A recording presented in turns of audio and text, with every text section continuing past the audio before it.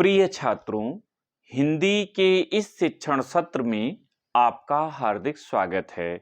आज हम UP board द्वारा जारी मॉडल पेपर और उसके उत्तर की चर्चा करेंगे। बोर्ड परीक्षा 2023 में इसी तरह का प्रश्न पत्र आपको मिलेगा, अतः इससे परिचित होना आवश्यक है। इस प्रश्न पत्र की विशेषता यह है कि इसके दोनों खंडों अ और ब के प्रश्न क्रमांक 1 से शुरू होंगे। खंड अ में 1 से लेकर 20 तक कुल बहुविकल्पी 20 प्रश्न होंगे। तत्पश्चात खंड ब में 1 से लेकर 9 तक के वर्णनात्मक प्रश्न होंगे। खंड अ 20 अंकों का और खंड ब 50 अंकों का होगा। नियम देख लें। पूर्णांक 70 अंक, समय 3 घंटे 15 मिनट। इसमें से 15 मिनट आपको प्रश्न पत्र पढ़ने के लिए निर्धारित हैं। निर्देश इस तरह से हैं। प्रारंभ के 15 मिनट परीक्षार्थियों को प्रश्न पत्र पढ़ने के लिए निर्धारित हैं। प्रश्न पत्र 2 खंड अ तथा खंड ब में विभाजित है। प्रश्न पत्र के खंड अ में बहुविकल्पी प्रश्न हैं, जिसमें सही विकल्प का चयन करके OMR शीट पर नीले अथवा काले या नीले रंग अथवा काले रंग के बॉल पॉइंट पेन से सही विकल्प वाले गोले को पूर्ण रूप से काला करना है। यानी OMR में या आप नीले अथवा काले बॉल पॉइंट पेन का इस्तेमाल कर सकते हैं। आप काले का ही करिए, वो ज्यादा उभर कर दिखता है। खंड अ में बहुविकल्पी प्रश्न हेतु प्रत्येक प्रश्न के लिए 1 अंक निर्धारित हैं। प्रश्न पत्र के खंड अ के प्रश्नों को हल करने के लिए 1 घंटा तथा खंड ब के प्रश्नों को हल करने के लिए 2 घंटे का समय निर्धारित है। यानी 1 घंटा आपको बहुविकल्पी के लिए है। यदि आप जल्दी कर लेते हैं तो बचे हुए समय को वर्णनात्मक में ले जा सकते हैं, क्योंकि प्रश्न पत्र एक ही में आएगा, दोनों अलग अलग आएंगे ऐसी कोई सूचना नहीं है। प्रत्येक प्रश्न के सम्मुख उनके निर्धारित अंक दिए गए हैं। तो आइए पहले खंड अ के प्रश्न देख लें। 20 अंक का पूर्णांक है, 20 प्रश्न है, सही विकल्प चुनना है और OMR शीट में रंगना है। पहला प्रश्न है, बाबू गुलाब राय किस युग के लेखक हैं? पहला है भारतेंदु युग, दूसरा द्विवेदी युग, तीसरा शुक्ल युग और चौथा शुक्लोत्तर युग। तो इसका जो उत्तर है उसे 1 2 3 4 नहीं, बल्कि जैसा भी आपके OMR में रहेगा उसी तरह समझ लेंगे। प्रायः ABCD के क्रम में रहता है।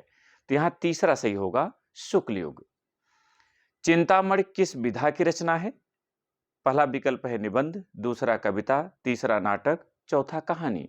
इसका सही उत्तर है पहला निबंध। ये आचार्य रामचंद्र शुक्ल की रचना है। प्रश्न संख्या 3, गबन किसकी रचना है? पहला विकल्प है मुंशी प्रेमचंद, दूसरा जयशंकर प्रसाद, तीसरा निराला, चौथा हरिकृष्ण प्रेमी। इसका सही उत्तर है पहला मुंशी प्रेमचंद और यह इनका उपन्यास है। प्रश्न संख्या 4, शुक्ल युग की समयावधि है? पहला 1936 से 1943 ईस्वी तक, दूसरा 1919 से 1938 ईस्वी तक, तीसरा 1900 से 1918 ईस्वी तक और चौथा उपरोक्त में से कोई नहीं। इसका सही उत्तर है दूसरा 1919 से 1938 ईस्वी तक। पांचवा प्रश्न, नीड़ का निर्माण फिर किस विधा की रचना है? पहला है जीवनी, दूसरा आत्मकथा, तीसरा साक्षात्कार अथवा भेंटवार्ता और चौथा रेखाचित्र। तो इसका सही उत्तर है दूसरा आत्मकथा। ये हरिवंश राय बच्चन की रचना है। छठा प्रश्न, प्रिय प्रवास किस युग की रचना है? पहला विकल्प है द्विवेदी युग, दूसरा भारतेंदु युग, तीसरा प्रगतिवादी युग, चौथा छायावादी युग। तो इसका सही विकल्प होगा पहला द्विवेदी युग। खड़ी बोली हिंदी का प्रथम उपन्यास है प्रिय प्रवास और अयोध्या सिंह उपाध्याय हरिऔध जी इसके रचयिता हैं। सातवां प्रश्न, मधुशाला किसकी रचना है? पहला विकल्प रामधारी सिंह दिनकर, दूसरा हरिऔध, तीसरा हरिवंश राय बच्चन, चौथा सुमित्रानंदन पंत। तो इसका सही उत्तर है 3 हरिवंश राय बच्चन। आठवां प्रश्न, भारत भारती किसकी रचना है? पहला सिया राम शरण गुप्त, दूसरा मैथिली शरण गुप्त, तीसरा जयशंकर प्रसाद और चौथा महादेवी वर्मा। तो यहां दूसरा सही होगा, यानी बी मैथिली शरण गुप्त। नौवां प्रश्न, आधुनिक काल कब से कब तक है?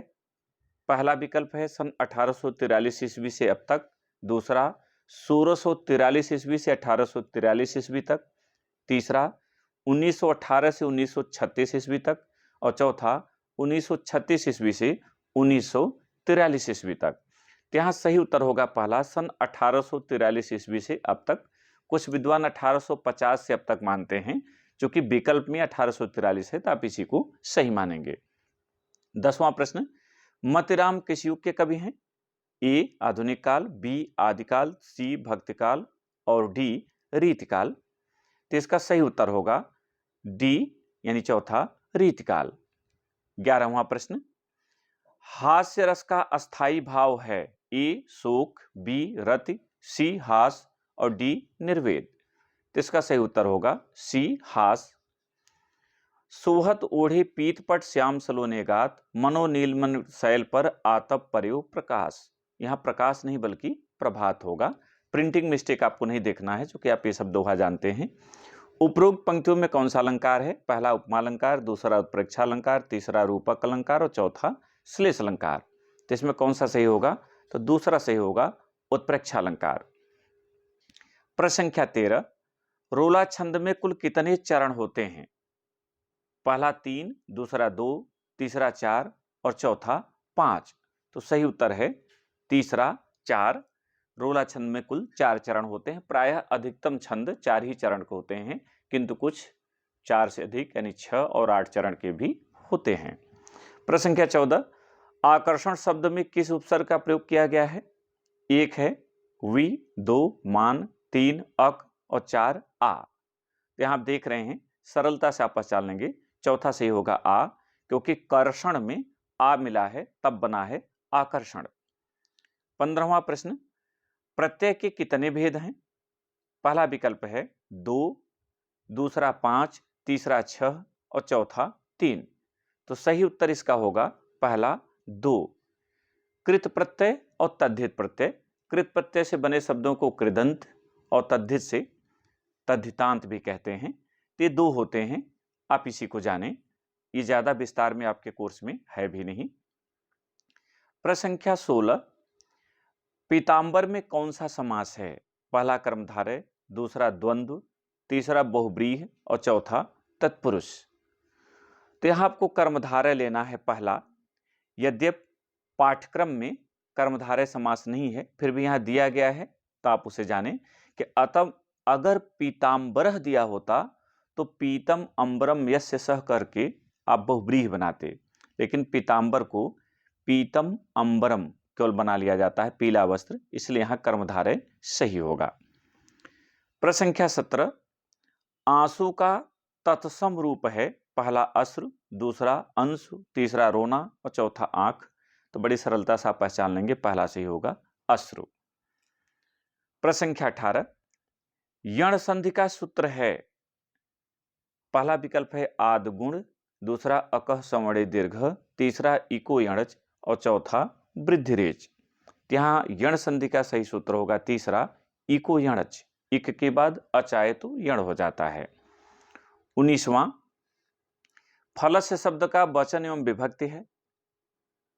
तो यहां पर सीधे सीधे सही विभक्ति की हम बात कर ले रहे हैं। पहला सही होगा षष्ठी विभक्ति एक वचन। और 20वां, अपठत धातु का वचन एवं पुरुष है? तो यहां भी हम सही विकल्प की बात कर रहे हैं। दूसरा सही होगा प्रथम पुरुष एक वचन। तो ये तो रहे 20 बहुविकल्पीय प्रश्न, जिनके उत्तरों को आपको OMR शीट पर रखना है। अब आइए खंड ब, जो 50 अंक का है, वो वर्णनात्मक है और कुल 9 प्रश्न इसमें है, और यह भी प्रश्न संख्या 1 से शुरू होंगे। यद्यप पूर्व में हमने जो अर्धवार्षिक परीक्षा के लिए मॉडल दिया था, वहां 20 के बाद 21 से लेकर 29 तक बनाया था, और उसकी लिंक भी डिस्क्रिप्शन में हमने दी है, ताकि आप जो सुन रहे हैं इसके उत्तर की विधि आप वहां देख सकें कि कैसे उत्तर दिया जाएगा। तो आप डिस्क्रिप्शन में जाइएगा और खोलकर उस वीडियो को देखिएगा, वहां लिखित रूप में पूरा दिया गया है। तो आइए शुरू करें। प्रश्न संख्या 1, निम्नलिखित गद्यांश पर आधारित 3 प्रश्नों का उत्तर दीजिए। प्रत्येक के लिए 2 अंक, 6 अंक का यह प्रश्न है। यह कोई बात नहीं है कि एक स्वभाव और रुचि के लोगों में ही मित्रता हो सकती है। समाज में विभिन्नता देखकर लोग एक दूसरे की ओर आकर्षित होते हैं। इतना देखते ही आप समझ गए होंगे कि आचार्य रामचंद्र शुक्ल द्वारा लिखे गए निबंध मित्रता से लिया गया है। उत्तर कैसे लिखेंगे? तो उत्तर लिखने के लिए सबसे पहले आप प्रश्नोत्तर संख्या 1 डाल देंगे, फिर संकेत लिख देंगे। यह कोई डॉट डॉट करके अंतिम लिखिएगा, देखता था पूर्ण विराम करिए, पता चलेगा कि आप अथवा को ऊपर कर रहे हैं या नीचे। इसके बाद उत्तर संख्या 1, 2, 3 इस तरह से आपको करना है। तो पहला है उपर्युक्त गद्यांश का संदर्भ लिखिए। उत्तर होगा प्रस्तुत सार गर्भित गद्यांश हमारी पाठ्य पुस्तक हिंदी के काव्य खंड के अंतर्गत मित्रता पाठ से लिया गया है। इसके लेखक प्रसिद्ध निबंधकार एवं आलोचक आचार्य रामचंद्र शुक्ल जी हैं। आप यहाँ काव्य संकलन या गद्य संकलन ऐसा प्रयोग नहीं करेंगे, क्योंकि एक ही किताब में अब चारों दी जाते हैं। दूसरा है गद्यांश के रेखांकित अंश की व्याख्या कीजिए। और रेखांकित अंश आपने अब तक देख लिया है, तो क्या यहाँ होगा? तो इसका उत्तर सुन लें। आचार्य रामचंद्र शुक्ल जी कहते हैं कि मित्रता के लिए दो व्यक्तियों के स्वभाव और रुचि का समान होना आवश्यक नहीं है। विपरीत स्वभाव और रुचि वालों में भी घनिष्ठ मित्रता हो सकती है। कारण यह कि लोग विभिन्नता देखकर भी एक दूसरे के प्रति आकर्षित होते हैं। जैसे कमजोर व्यक्ति बलवान का तथा द्वितीय व्यक्ति जो दुखी होता है वह व्यक्ति प्रसन्न चित्त व्यक्ति की ओर आकर्षित होता है। और तीसरा प्रश्न है, लेखक के अनुसार समाज में विभिन्नता देखकर लोग एक दूसरे की ओर क्यों आकर्षित होते हैं? आप इसी उत्तर को यहां भी शामिल कर लीजिए। लेखक के अनुसार समाज में विभिन्नता देखकर लोग अपने अभावों को पूरा करने के लिए एक दूसरे के प्रति आकर्षित होते हैं। जैसे कमजोर व्यक्ति बलवान की तरफ तो दुखी व्यक्ति प्रसन्न चित्त की ओर आकर्षित होता है। अगर अथवा आप कर रहे हैं तो आपको अथवा नहीं डालना है, सीधा संकेत लिख देना है डैश करके, हे भगवान डॉट डॉट डॉट अंतिम में बना रही है पूर्ण विराम, तो पता चलेगा कि आप अथवा कर रहे हैं। यहां भी पहला है उपयुक्त गद्यांश का संदर्भ लिखिए। तो ऊपर की तरह ही आप इसे लिखेंगे, केवल पाठ और राइटर का नाम बदलेंगे। पाठ है ममता, इसके लेखक हैं जयशंकर प्रसाद। दूसरा है रेखांकित अंश की व्याख्या। यहां दिया है रेखांकित अंश का भाव स्पष्ट कीजिए, तो आप इसी तरह से लिखेंगे। और रेखांकित अंश क्या है? परम पिता की इच्छा के विरुद्ध इतना साहस, पिताजी क्या भीख न मिलेगी, क्या कोई हिंदू भूपृष्ठ पर न बचा रह जाएगा, यहां तक। तो कैसे लिखेंगे? तो उत्तर सुने। प्रस्तुत पंक्तियों में लेखक जयशंकर प्रसाद ने ममता के माध्यम से जीवन के सत्य को वाणी दी है। पिता द्वारा रिश्वत स्वीकार करने को अनुचित मानते हुए ममता कहती है कि ईश्वर की इच्छा के विरुद्ध जाकर भविष्य में आने वाली विपत्ति से बचने का यह साहस नहीं बल्कि दुस्साहस है। पिताजी, क्या धरती पर कोई हिंदू शेष नहीं रहेगा जो ब्राह्मण को 2 मुट्ठी अन्न भीख में दे सके? अर्थात भीख मांगना इससे कहीं अच्छा होगा, श्रेयस्कर होगा। तीसरा प्रश्न है, ममता द्वारा किस कार्य को ईश्वर की इच्छा के विरुद्ध बताया गया है? उत्तर, ममता के पिता चूड़ामणि ने रिश्वत के रूप में स्वर्ण राज को स्वीकार किया था। ममता द्वारा पिता का यही कार्य ईश्वर की इच्छा के विरुद्ध बताया गया है, क्योंकि बिना ईश्वर की इच्छा के कोई आयोजन सफल नहीं हो सकता। अब आइए दूसरे प्रश्न की ओर चलें। और दूसरा प्रश्न आपका काव्य खंड से है। चरण कमल बंदो हरिराई, नीचे देख रहे हैं सूरदास स्वामी करुणामय। इसी से आप समझ जाएंगे कि सूरदास जी के पदों से लिया गया है। पहला प्रश्न है उपर्युक्त पद्यांश का संदर्भ लिखिए। तो यहां भी प्रश्नोत्तर संख्या 2 लिखने के बाद नीचे संकेत लिखिएगा चरण कमल, फिर डॉट डॉट डॉट का निशान लगाइए, तिहि पाई, फिर पूर्ण विराम करिएगा। इसके बाद उत्तर पहला उपर्युक्त पद्यांश का संदर्भ लिखिए। तो लिखेंगे प्रस्तुत सुललित सारगर्भित एवं मार्मिक काव्य पंक्तियां हमारी पाठ्यपुस्तक हिंदी के पद शीर्षक से अवतरित हैं। इसके रचयिता श्री कृष्ण की बंसी की मधुर तान को सुनाने वाले भक्त कवि सूरदास जी हैं। इसका लिखित रूप देखना होगा तो डिस्क्रिप्शन में जाइएगा और अर्धवार्षिक के पेपर की लिंक दी गई है, उसे खोलिएगा, वहां ये लिखा हुआ आपको मिलेगा। दूसरा प्रश्न रेखांकित अंश की व्याख्या कीजिए। और रेखांकित अंश है, बहिरो सुनय गूंग पुण्य बोले रंग चलय सिर छत्र धराई। इतना अंश आपको करना है। तो आप हेडिंग डालेंगे रेखांकित अंश की व्याख्या, फिर लिखेंगे कवि सूरदास जी कहते हैं कि मैं भगवान के उन चरणों की वंदना करता हूं जिसकी कृपा से बहरा व्यक्ति सब कुछ सुनने लगता है, गूंगा व्यक्ति पुनः बोलने लगता है और अकिंचन दरिद्र व्यक्ति राजा की तरह अपने सिर पर छत्र धारण कर लेता है, अर्थात संपन्न हो जाता है। तीसरा प्रश्न, उपरोक्त पंक्तियों में कौन सा अलंकार है? तो इसका उत्तर लिखेंगे, उपरोक्त पंक्तियों में अनुप्रास, बार बार में पुनरुक्त प्रकाश, यहां बार बार 2 बार आया है तो यहां पुनरुक्त प्रकाश है, और चरण कमल में रूपक अलंकार है। यानी उपरोक्त पंक्तियों में अनुप्रास, पुनरुक्त प्रकाश और रूपक अलंकार है। इसका अथवा देखें, सुनि सुंदर बैन सुधारस साने, सयानी है जानकी जानी भली। इसको जब आप पढ़ेंगे तो समझ में आ जाएगा क्या किसका है, गोस्वामी तुलसीदास जी का है, वन पथ पर शीर्षक से आपके यहां है। तो अब इसके प्रश्नों पर आ जाइए। ऊपरी पद्यांश का संदर्भ लिखिए तो ऊपर की तरह बना लेंगे। रेखांकित अंश की व्याख्या कीजिए, और यहां रेखांकित अंश क्या है? अनुराग तड़ाग में भानु उदय, बिगसी मनु मंजुल कंज कली। तो हेडिंग डालेंगे रेखांकित अंश की व्याख्या और लिखना शुरू करेंगे। राम भक्त कवि गोस्वामी तुलसीदास जी कहते हैं कि सीता जी से उनके श्री राम के साथ संबंधों को जानकर वन क्षेत्र की स्त्रियां श्री राम को एकटक देखने लगी। उस समय ऐसा प्रतीत हो रहा था मानो प्रेम के सरोवर में राम रूपी सूर्य उदित हो गया हो और ग्राम वधुओं के नेत्र रूपी कमल की सुंदर कलियां खिल गई हों। तीसरा प्रश्न है, अनुराग तड़ाग तथा मनु मंजुल कंज कली में कौन सा अलंकार है? तो उत्तर है कि अनुराग तड़ाग में अनुप्रास के साथ रूपक तथा मनु मंजुल कंज कली में अनुप्रास के साथ उत्प्रेक्षा अलंकार है। यानी अनुराग तड़ाग में रूपक, मन मंजुल कंज कली में उत्प्रेक्षा तथा इन दोनों में अनुप्रास अलंकार है। तीसरे प्रश्न पर आइए। दिए गए संस्कृत गद्यांश में से किसी एक का संदर्भ सहित हिंदी में अनुवाद कीजिए। 5 अंक इसके लिए निर्धारित हैं। लिखना कैसे है? प्रश्नोत्तर संख्या 3 आप डालेंगे, फिर संकेत ऐसा नगरी डॉट डॉट कारितः पूर्ण विराम कर देंगे, फिर संदर्भ हेडिंग डालेंगे और लिखेंगे प्रस्तुत संस्कृत गद्यांश हमारी पाठ्यपुस्तक हिंदी के संस्कृत खंड के अंतर्गत वाराणसी पाठ से लिया गया है। फिर हेडिंग डालेंगे हिंदी अनुवाद, और इसका अनुवाद हम सीधे बता दे रहे हैं जिससे वीडियो छोटा रहे, पूरा गद्यांश पढ़ के बताने में बहुत बड़ा हो जाएगा। तो आपको इस तरह से लिखना है, यह नगरी भारतीय संस्कृत तथा संस्कृत भाषा का केंद्र स्थल है। यहीं से संस्कृत साहित्य और संस्कृत का प्रकाश सर्वत्र फैला।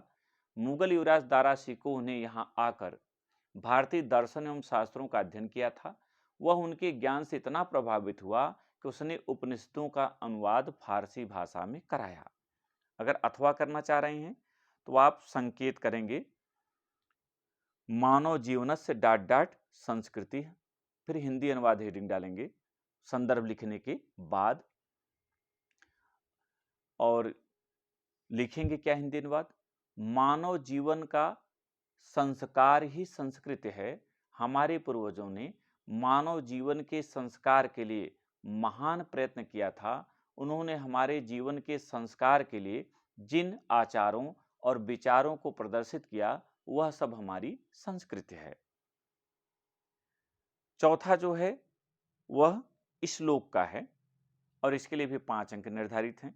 अगर आप पहला कर रहे हैं तो प्रश्नोत्तर संख्या 4 के बाद संकेत डालेंगे मानम हित्वा डॉट डॉट सुखी भवेत, फिर संदर्भ प्रस्तुत श्लोक हमारी पाठ्यपुस्तक हिंदी के संस्कृत खंड के अंतर्गत जीवन सूत्राणि पाठ से अवतरित है। आप अवतरित है उद्धृत है लिख सकते हैं, लेकिन इस श्लोक में लिया गया है नहीं लिख सकते। हिंदी अनुवाद, मनुष्य अभिमान को छोड़कर सबका प्रिय हो जाता है, क्रोध को छोड़कर शोक नहीं करता, कामना को इच्छा को छोड़कर धनवान हो जाता है और लोभ को छोड़कर सुखी हो जाता है। अगर आप अथवा कर रहे हैं तो इसका हिंदी अनुवाद होगा सब सुखी हों, सभी रोग से रहित हों, सबका कल्याण हो, कोई भी दुखी ना हो। अब 5वें प्रश्न पर आइए। यहां खंड काव्य के आधार पर किसी एक प्रश्न का उत्तर देना है। इसके लिए 3 अंक निर्धारित हैं और सभी जिलों में अलग अलग खंड काव्य चलते हैं, ये आपने जान लिया होगा। इस पर वीडियो भी पहले हमने अपलोड किया था। तो अपने जिले के अनुसार आप खंड काव्य चुने। जैसे अगर प्रयागराज की बात की जाए तो यहाँ अग्र पूजा चलता है। अग्र पूजा खंड काव्य की कथा और संक्षेप में लिखी, या अग्र पूजा खंड काव्य के आधार पर युधिष्ठिर का चरित्रांकन कीजिए। तो कोई एक प्रश्न चुनना है, आपको लिखना है। यह भी सब प्लेलिस्ट में व्यवस्थित है, पूरी सामग्री वहां दी गई है, वहां से आप पढ़ सकते हैं। तो आप ये 5वां करेंगे। फिर छठे पर आइए। छठा 2 भागों में है, 6क और 6ख। दिए गए लेखकों में से किसी एक का जीवन परिचय लिखते हुए उनकी एक प्रमुख रचना का उल्लेख कीजिए। हालांकि इस बार दिया गया है कि 2 रचनाएं लिखनी है, लेकिन इन्होंने ऐसा दिया है तो आप 1 लिखिएगा, 2 दिया रहेगा तो 2 लिखिएगा। डॉक्टर राजेंद्र प्रसाद, जयशंकर प्रसाद, आचार्य रामचंद्र शुक्ल, किसी एक का आप जीवन परिचय लिखिएगा 5-6 लाइन में, और उनकी कम से कम 2 रचनाओं का नाम लिखिएगा। उसी तरह से ख में कवि हैं गोस्वामी तुलसीदास, सुमित्रानंदन पंत, महाकवि सूरदास। इनमें से किसी एक को चुनिएगा, उनका जीवन परिचय लिखिएगा 5-6 पंक्तियों में, और किन्हीं 2 रचनाओं का नाम लिखिएगा। अगर एक रचना पूछा है तो आप एक ही रचना का नाम लिख सकते हैं, जैसा कि इस प्रश्न पत्र में दिया गया है। इसके लिए भी 5 अंक निर्धारित हैं। आइए प्रश्न संख्या 7 पे चलें। अपनी पाठ्य पुस्तक में से कंठस्थ कोई एक श्लोक लिखिए जो इस प्रश्न पत्र में नया आया हो, और ये 2 अंक का है। तो ध्यान रखिएगा कि 2 श्लोक आएंगे, इसलिए 3 याद करिएगा, ताकि कोई भी 2 परीक्षा में अगर आ जाए तो बचा हुआ तीसरा लिख दीजिए। उससे आपको 2 में पूरे 2 अंक मिलेंगे, कोई कटौती इसमें नहीं होती। प्रश्न संख्या 8, निम्नलिखित में से किन्हीं 2 प्रश्नों का उत्तर संस्कृत में दीजिए। प्रत्येक 2 अंक का है, इसलिए 4 अंक इसके लिए निर्धारित हैं। हम चारों का यहाँ आपको बता दे रहे हैं। भारतीय संस्कृति मूलम किमस्ति? तो उत्तर होगा विश्वस्य स्रष्टा ईश्वरः एक एव अस्ति इति भारतीय संस्कृते मूलम अस्ति। पुरुराजः कः आसीत्? पुरुराजः एकः भारत वीरः आसीत्। चंद्रशेखरः कः आसीत्? चंद्रशेखरः एकः प्रसिद्धः क्रांतिकारी देशभक्तश्च आसीत्। वीरः केन पूज्यते? वीरः वीरेण पूज्यते। तो किन्हीं 2 का आप उत्तर करेंगे। प्रश्न संख्या 9 यानी अंतिम प्रश्न, निम्नलिखित में से किसी एक विषय पर निबंध लिखिए, और इसके लिए कुल 9 अंक निर्धारित हैं। जैसे पर्यावरण संरक्षण के उपाय, आतंकवाद कारण एवं निवारण, जनसंख्या लाभान, नारी सशक्तिकरण आदि। इनमें से कोई एक विषय चुनेंगे और उस विषय पर आप निबंध लिखेंगे। निबंध खंड में निबंधों की चर्चा हो चुकी है, तो वहां से आपको ये मिल जाएंगे, आप वहां से देखिएगा। मुझे उम्मीद है कि आपने प्रश्न पत्र को अच्छी तरह समझ लिया होगा, आप बेहतर कर सकेंगे। और इसी तरह से लिखा हुआ रूप अगर आप देखना चाह रहे हैं तो डिस्क्रिप्शन में अर्धवार्षिक परीक्षा के मॉडल पेपर की लिंक दी गई है, जहां 1 से लेकर 29 तक प्रश्न हैं। केवल प्रश्नों का क्रम क्रमशः चला गया है, तो वहां से आप लिखा हुआ उत्तर देख सकते हैं। बहुत बहुत धन्यवाद।